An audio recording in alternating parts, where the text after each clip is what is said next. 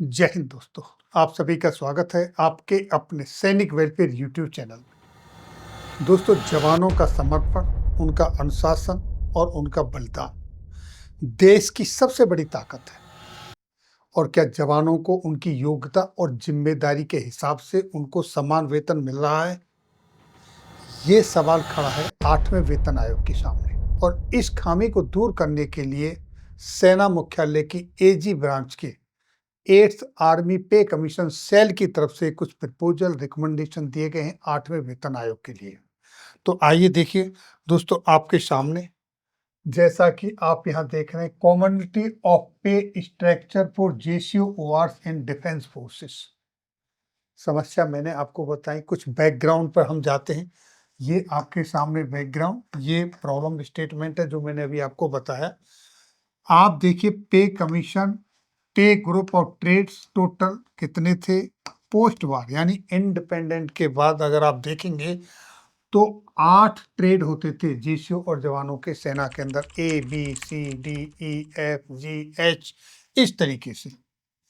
और थर्ड पे कमीशन में इनको रिड्यूस किया गया, 5 ग्रुप में रखा गया। और उसके बाद चौथे वेतन आयोग में भी कोई परिवर्तन नहीं हुआ, वही 5 ग्रुप रहे। जबकि 5वें वेतन आयोग में अगेन इसमें सुधार हुआ और 3 ग्रुप के अंदर लाया गया, XYZ। ABCD खत्म किया, XYZ में आया और ये आए 5वें वेतन आयोग में। इसके बाद छठे और 7वें वेतन आयोग में X और Y 2 ग्रुप रह गए, लेकिन 7वें वेतन आयोग में X में भी डबल डिवीजन हो गया। X1 6200 रुपये और X2 3600 रुपये।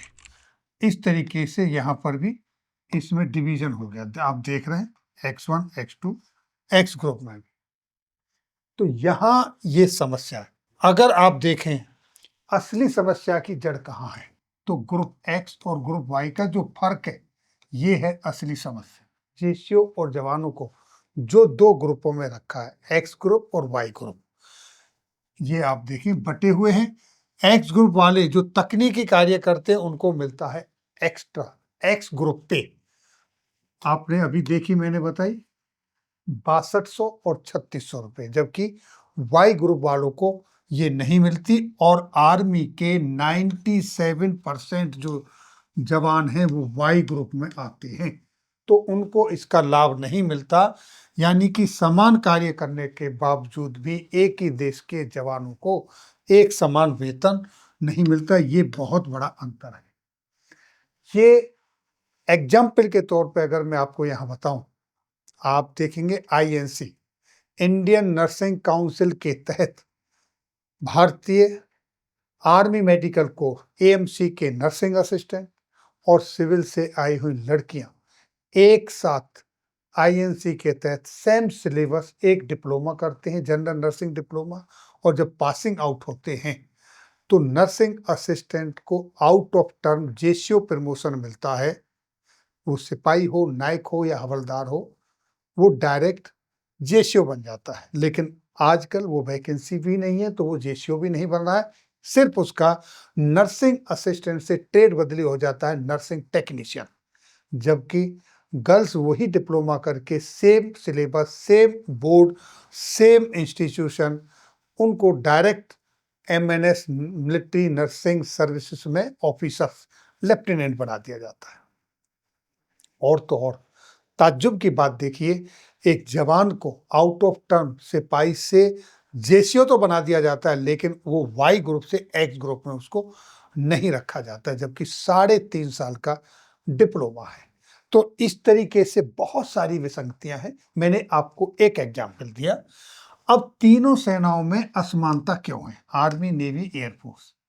जबकि एजुकेशनल क्वालिफिकेशन देखें तो एक लेवल की है, उसके बावजूद वेतन में अंतर है। आप देखेंगे एयरफोर्स के अंदर 48 पॉइंट समथिंग जो जवान हैं वो एक्स ग्रुप में आते हैं, वहीं आर्मी के अंदर सिर्फ 2.5% जवान ही एक्स ग्रुप में आते हैं, बाकी सारे वाई ग्रुप में रह जाते हैं। और इस तरीके से उनकी जो पे में काफ़ी अंतर आ जाता है। डिफरेंस बहुत सारी चीज़ें जो मैंने आपको एक एग्जाम्पल दिया, इस तरीके से और भी बहुत सारे एग्जाम्पल हैं। अब आगे देखिए, इसमें नेक्स्ट आप देखेंगे एग्जिस्टिंग जो पोजीशन है, अगर हम इस पे बात करें, जैसा यहाँ दिया आर्मी के अंदर टोटल ट्रेड कितने 28, नेवी में 8, एयरफोर्स में, और उनकी जो स्ट्रेंथ है वो इस तरीके से है।